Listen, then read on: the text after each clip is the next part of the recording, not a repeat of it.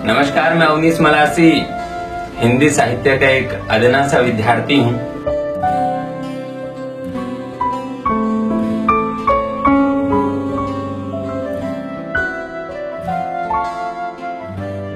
उत्तराखंड के सीमांत जनपद चमोली से आता हूँ और वहीं के एक छोटे से नगर गोपेश्वर में पला बड़ा हूँ।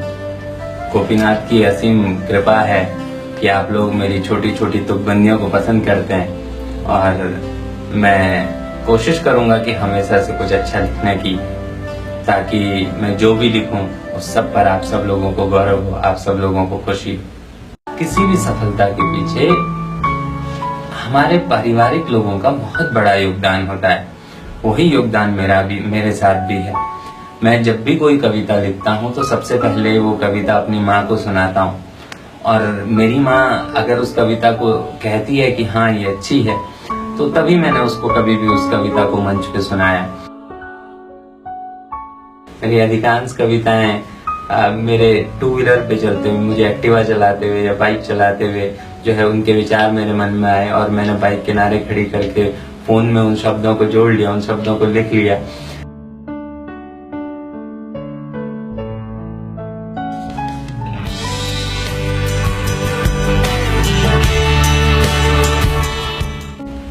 मैं गोपेश्वर से आता हूँ और वहीं पला बड़ा हूँ। जब मैं क्लास 9th में था तब पहली बार कुछ कविताएं जोड़ने, कुछ तुकबंदी करने की कोशिश की थी।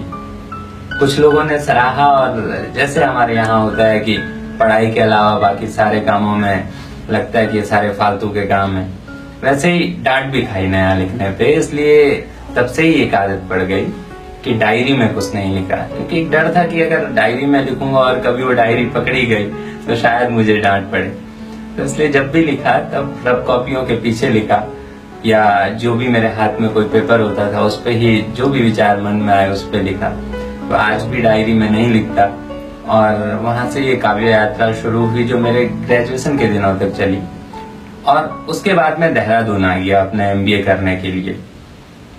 तो साहित्य से एक जुड़ाव भी टूट गया, लेकिन फिर 2018 में एक दिन मुझे एक कार्यक्रम में श्रीकांत जी मिले जो बच्चों को कविताएं सुना रहे थे और मेरा उनसे परिचय नहीं था कि वो एक कवि हैं।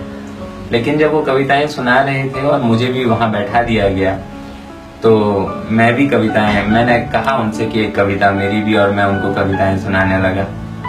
उन्होंने कहा कि तुम अच्छा लिखते हो। तो मैंने उन्हें कहा कि सर 2005 के बाद से तो मैंने कुछ लिखा ही नहीं है। 2005 के बाद से जब से मेरा ग्रेजुएशन हुआ, मेरी BSc भी, तो तब से मैंने कुछ लिखना ही छोड़ दिया। तो उन्होंने कहा नहीं अवनीश जी, आप अच्छा लिखते हो। और मुझे बाद में पता चला कि वो एक राष्ट्रीय स्तर के कवि हैं, वो एक राष्ट्रीय कवि हैं। तो उनकी वो तारीफ मेरे लिए एक फिर से वो हनुमान को उसका बल याद दिलाने जैसा साबित हुई और मैं फिर से लिखने लगा। अगली बार जब श्रीकांत जी मिले तो उन्होंने मुझे कहा कि अवनीश जी, आप मेरे साथ कवि सम्मेलन में चलोगे? तो मैंने हाँ कहा और मैं उनके साथ पहले कवि सम्मेलन में गया। कवि सम्मेलन के मंच की वो सीढ़ियां जब मैं चढ़ रहा था तो तब मुझे इस बात का एहसास हुआ कि वो सीढ़ियां कितने लोगों का अरमान है, कितने लोगों का ख्वाब होती हैं जो चाहते हैं कि जो भी कविताएं लिख रहे हैं, कविताएं पढ़ रहे हैं, उनकी कोशिश होती है कि वो कवि सम्मेलनों के मंच से अपनी कविताओं का वाचन कर पाएं। लेकिन ये मौका मुझे सहज ही मिल गया, शायद आप लोगों की शुभकामनाएं थी।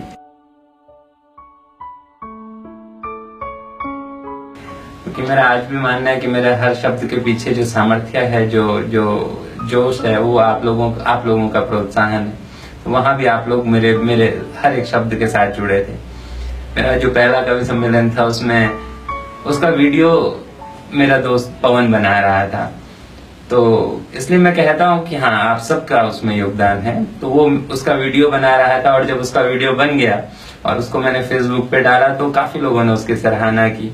और ऐसे में मेरी जो ये नई काव्य यात्रा है, जो अभी जिसकी शुरुआत हुई है, वो शुरू हो गई, वो चल पड़ी। फिर जैसे मेरा दोस्त है मुकेश, अच्छा गाता है, अच्छा संगीत की जानकारी रखता है, तो वो मेरी कविताओं को धुन देने लगा, वो मेरी कविताओं की धुन बनाने लगा। ऐसे में मेरी कविताएं संयुक्त प्रयास हैं, जिनमें कोई किसी ने उसको आप लोगों ने उसे शेयर किया, आप लोगों ने देखा, आप लोगों ने सुना और सराहा, और तब जाके जो आज एक नाम जिसको थोड़ा बहुत भी अगर साहित्य जगत में जाना जाता है तो उसकी शुरुआत हुई। और मैं हमेशा से आप लोगों का आभारी हूँ।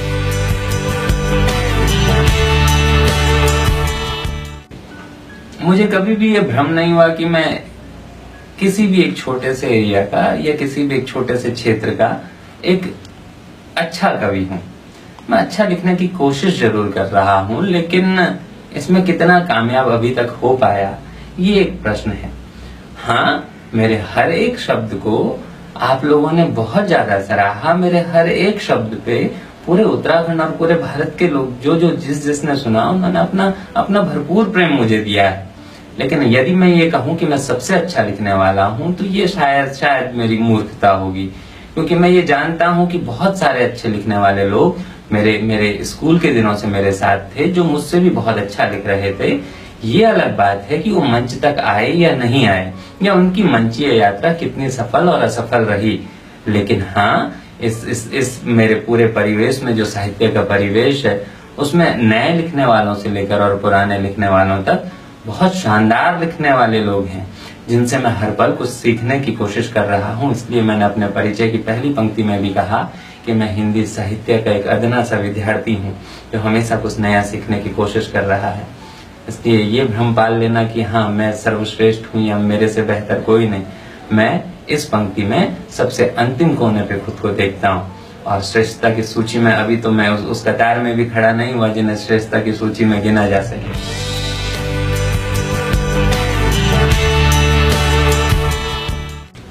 मेरा विचार है कि हर एक व्यक्ति कवि है, क्योंकि हर एक व्यक्ति के मन में कभी ना कभी कुछ ऐसे भाव आते हैं जिन्हें वो लिखे या ना लिखे लेकिन उसमें कविता होती है। इसलिए किसी के शब्दों को या किसी के मनोभावों को समझ पाना हर किसी के बस की बात नहीं होती। और एक और कहावत है कि जहां ना पहुंचे रवि वहां पहुंचे कवि। और ये जो कविता का क्षेत्र है, जहां सूर्य की रोशनी ना पहुंच पाए वहां तक एक कवि के विचारों की सीमा हो सकती है। ये विचारों का ब्रह्मांड अथाह सागर लिए ये बहुत बहुत अनंत गहराइयां अपने आप में लिए हुए है। और विचारों के सागर में कवि के या एक विचारक के विचार कहाँ तक यात्रा कर पाएंगे इसकी कोई सीमा नहीं होती। और यहाँ कवि कोई एक विशेष व्यक्ति नहीं है, हर एक व्यक्ति के विचारों की वो सीमाएं हैं। हो सकता है कि साहित्य के क्षेत्र में मैं कुछ शब्द जोड़ के उन्हें शब्दों में पिरो लेता हूँ, लेकिन हर एक व्यक्ति अपने आप में कहीं ना कहीं कुछ नया सृजन कर रहा है।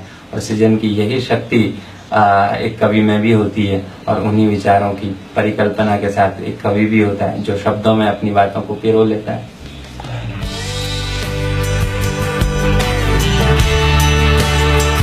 कवि की कुछ सफलता नहीं होती जब तक वो समाज की बात करता रहेगा, जब तक वो समाज के विचारों को अपने अपने शब्दों में पिरोता रहेगा, जब तक वो समाज के मनोभावों को, समाज की खुशी, समाज के गम और समाज में समस्त हर्ष और विकार की जो वस्तुएं हैं उन्हें अपनी कविता से परिभाषित करता रहेगा, तब तक वो समाज में स्वीकार्य रहेगा, उसकी स्वीकार्यता बनी रहेगी। और यही स्वीकार्यता का सबसे बड़ा प्रमाण है हमारी रामायण, जिसमें तुलसी ने राम की कथा को ऐसा पिरो दिया कि आज भी उसकी हर एक जो पंक्ति है वो अपने आप में किसी सूक्ति से कम नहीं है। और आप जब भी ये प्रयास करें कि रामायण से कुछ पंक्तियां उठा के, जो सर्वश्रेष्ठ पंक्तियां उन्हें उठा के उनका संग्रह करें, तो मैं यदि अपनी बात करूं तो मैं इसमें अपने आप को असमर्थ पाता हूं। मैं जितनी बार भी रामायण को पढ़ने की कोशिश करूंगा उतनी बार अपने को असमर्थ महसूस करूंगा। तो जब तुलसी अपने आप को कभी कामयाब नहीं मान पाए तो मुझ जैसे या कोई आज के नवीन जो कवि हैं वो अपने आप को किस पैमाने पे कामयाब मानेंगे ये तो शायद वो ही जाने। लेकिन कवि की कोई सफलता नहीं होती जब तक वो लोगों के मनोभावों को समझ पा रहा है, जब तक लोगों के सुख और दुख में शामिल है, तब तक वो स्वीकार्य है। उसकी स्वीकार्यता या अस्वीकार्यता हो सकती है, उसकी सफलता और असफलता नहीं होती।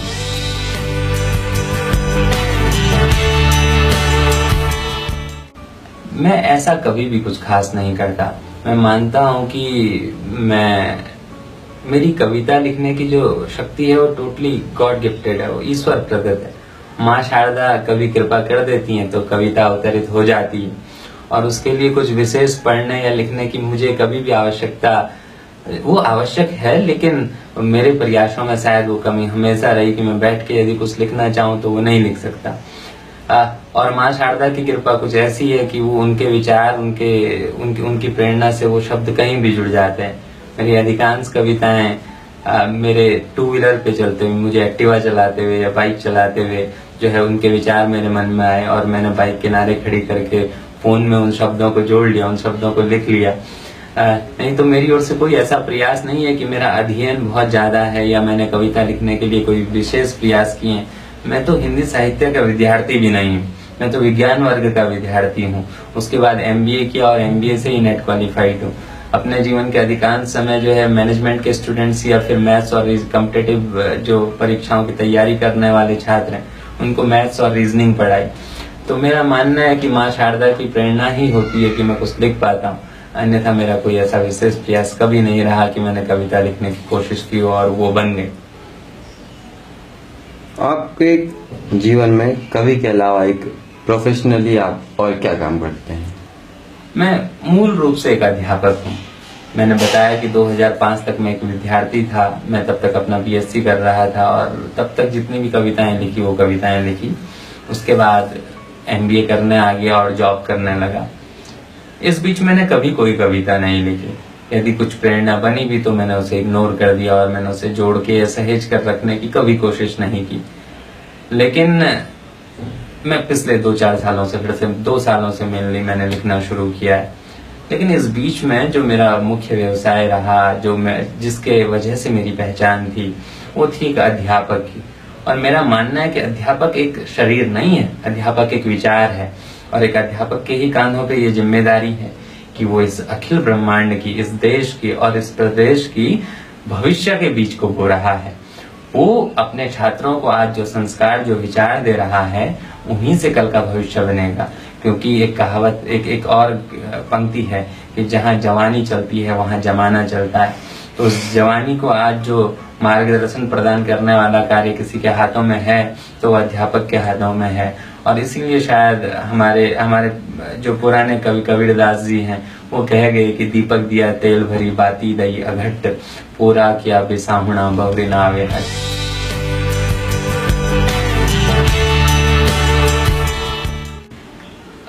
निश्चित रूप से एक तो श्रीकांत जी के साथ कविता पाठ मैंने कहा, उसके अलावा हरिओम पंवार जी के साथ बैठ के कविता पाठ करना और उनका वो स्नेह ले लेना। उन्होंने मुझे अपने घर पे आमंत्रित किया और मैं उनके घर पे जाके मुझे भोजन करने का भी अवसर मिला, उन्होंने निमंत्रित किया। उसके अलावा कुमार पंकज जी एक और ऐसा नाम थे जिनसे मिलना मुझे लगा कि हाँ, काव्य की यात्रा की विशालता कितनी विशालता लिए हुए ये क्षेत्र है, इसका एहसास मुझे किसी ने करवाया। तो कुमार पंकज जी के साथ वो छोटी सी एक जो मुलाकात थी उसने करवाया।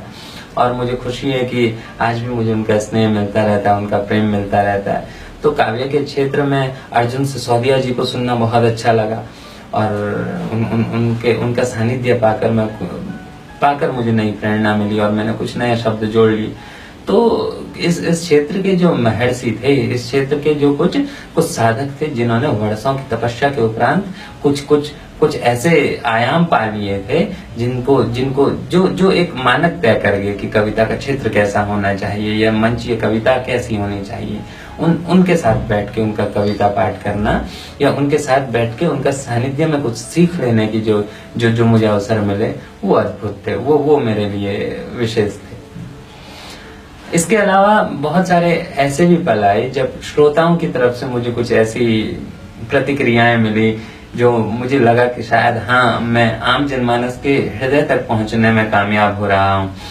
मैंने जब भी वतन के वास्ते वाली कविता पढ़ी और मैंने पढ़ा कि गया वर्दी पहनकर था तिरंगा उड़ाया था, तो कहा ये जाता है कि ये वीर रस की कविता है। लेकिन मैंने जब भी ये पंक्तियां अपनी पढ़ी तो उसके बाद मैंने देखा कि जो मेरे श्रोता हैं उनकी आंखों में आंसू हैं और मैं हमेशा से मुझे लगता था कि इस पे मुझे सबसे ज्यादा तालियां मिलेंगी इस पंक्ति पे कि गया वर्दी पहनकर था तिरंगा उड़ाया था। लेकिन एक बार एक महिला मेरे पास आई और उन्होंने कहा कि अवनीश जी, मैं आपको तीसरी चौथी बार सुनने आई हूँ, लेकिन मैं आपसे एक निवेदन करती हूँ कि आप जब भी ये कविता पढ़ें ताली बजाने के लिए ना कहा करें, क्योंकि आपके निवेदन पर, आपके आग्रह पर ऐसा भी नहीं हो पाता कि हम तालियां न बजा पाएं। लेकिन इस पंक्ति को सुनने के बाद या आपकी इस कविता को सुनने के बाद मेरा कभी भी ताली बजाने का मन नहीं हुआ, क्योंकि हमेशा तो मेरी आंखें नम होती हैं और ये नमी लिए हुए मैं कहाँ तालियां बजा पाऊंगी। तो तब मुझे एहसास हुआ कि शायद कोई मेरे ऐसे शब्द जुड़ गए हैं या ऐसी मुझसे तुकबंदियां हो गई हैं जो लोगों के दिल तक पहुंच रही हैं, और जो एक कवि का प्रयास होता है शायद उसमें मेरी यात्रा का पहला कदम मैंने ले लिया।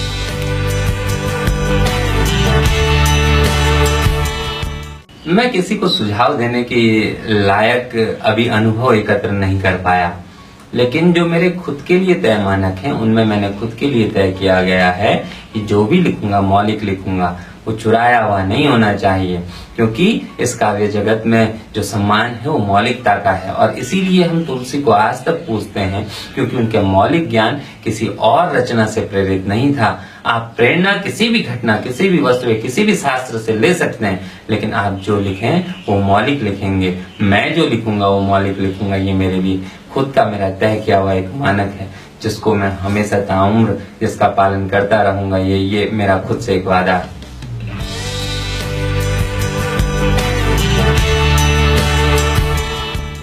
एक कवि के लिए उसका हर एक शब्द जो उसे ईश्वरीय प्रेरणा से प्राप्त हुआ है हमेशा उसके दिल के करीब होता है। लेकिन हाँ, जो मुझे लगता है कि मेरी सबसे अच्छी या मेरे जो शुरुआती दिनों में लिखी गई एक कविता थी, जो भगत सिंह के लिए मैंने लिखी थी, कि भगत सिंह कहा जाता है कि अदालत न्याय करती है और अंग्रेजों को अपनी न्याय व्यवस्था पे बहुत गर्व भी था, लेकिन उन्हीं अंग्रेजों के उस न्यायालय ने भगत सिंह को एक आतंकवादी ठहराते हुए उनको सजाए मौत दी। अंग्रेजों के न्यायालय की न्याय व्यवस्था में दिया गया निर्णय न्याय है या नहीं, ये तो आप लोग तय कीजिए। मैं अपनी कुछ पंक्तियां आपको सौंपता हूँ कि जब न्याय को देखा बंधा कानून की दीवार में, जब न्याय को देखा बंधा कानून की दीवार में, तलवार ले कूदा कोई इस बेरहम संसार में। जब न्याय को देखा बंधा कानून की दीवार में, तलवार ले कूदा कोई इस बेरहम संसार में। फिर ले पताका विजय की वो चल पड़ा संघार को, फिर ले पताका विजय की वो चल पड़ा संघार को। खामोश हो आकाश भी सुनता रहा झंकार को, खामोश हो आकाश भी सुनता रहा झंकार को।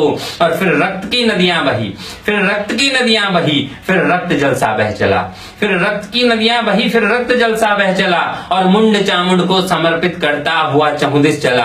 गूंजा गूंजा गूंजा शिखर पर शून्य भी, गूंजा शिखर पर शून्य भी। और हर्ष भी हंसता गया, पर हर्ष की मोहक हंसी में न्याय फिर फंसता गया। गूंजा गूंजा शिखर पर शून्य भी, और हर्ष भी हंसता गया, पर हर्ष की मोहक हंसी में न्याय फिर फंसता गया। न्याय को आजाद फिर कोई नहीं कर पाएगा, न्याय को आजाद फिर कोई नहीं कर पाएगा। अन्याय का डंका अगर ऊंचा उठा रह जाएगा, अन्याय का डंका अगर ऊंचा उठा रह जाएगा। मुझे लगता है कि आज के समाज में भी सबसे प्रासंगिक जो मेरी पंक्तियां हैं, जो समाज के शब्दों को बयां करती है, वो आज भी यही पंक्तियां हैं।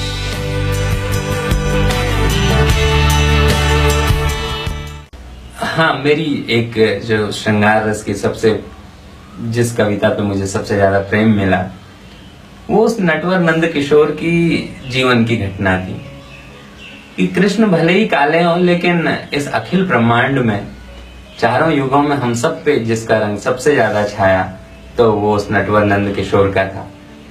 और वो नटवर नंद किशोर जब कभी राधिका रानी के नयनों पर मोहित हुए होंगे, तो उन्होंने अपने अधर राधिका रानी के नयनों पर रख दिए होंगे।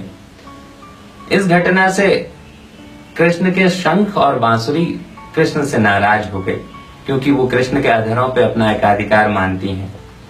तो मैंने उस सबसे डिवाइन जो चुम्बन को लिखने की कोशिश की, जो सबसे पवित्र था, जिसकी निर्मलता और जिसके पवित्रता पे कोई संदेह नहीं कर पाता, तो मैं ये पंक्तियां आपको कृष्ण और राधिका के प्रेम के विषय में सौंपता हूं कि दृग मृग सरीखे सजे उस पल, दृग मृग सरीखे सजे उसे पल्ला धरों पे धरे तो धरे ही रहे। कि दृग मृग सरीखे सजे उसे पल्ला धरों पे धरे तो धरे ही रहे। और कभी वेणु डरी कभी शंख डरे, कभी वेणु डरी कभी शंख डरे, नयनों से जरे तो जरे ही रहे। नटवर की नटखट वो छवि भी, नटवर की नटखट वो छवि भी, अवतार में भी भवतार गई।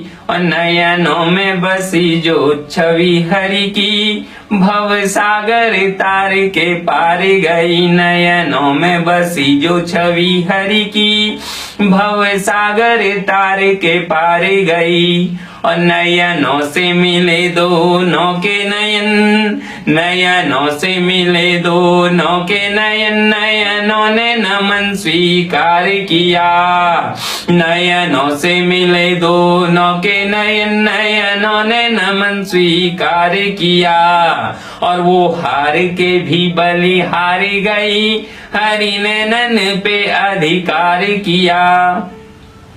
हरि की पलकें न रही हरि की, हरि की पलकें न रही हरि की, पलकों में समाए गई राधा।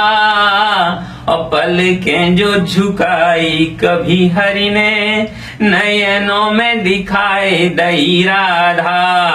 पलकें जो झुकाई कभी हरि ने, नयनों में दिखाए दई राधा। और वृष भानु सुता ही सजी हरि की, वृष भानु सुता ही सजी हरि की, मुरली के सुरों में समाये हुए। वृष भानु सुता ही सजी हरि की, मुरली के सुरों में समाये हुए। हरि की छवि में भी समाये हुए, हरि अंक को अंक लगाए हुए। और हरि हर ने रची हरि की गाथा, हरि हर ने रची हरि की गाथा। हरि नाम रचा हरि धाम रचा, राधा से वियोग में योग रचा, राधा से वियोग में योग रचा। संयोग से गीता का ज्ञान रचा, राधा से वियोग में योग रचा। संयोग से गीता का ज्ञान रचा। और हरि की रचना ने रची मुरली, हरि की रचना ने रची मुरली, मुरली ने रची हरि रास की माया। और हरि नाम पे ही हरि हार गए, हरि नाम पे ही हरि हार गए। हरि नाम लिया हरि मंत्र ही गाया, हरि नाम पे ही हरि हार गए। हरि नाम लिया हरि मंत्र ही गाया।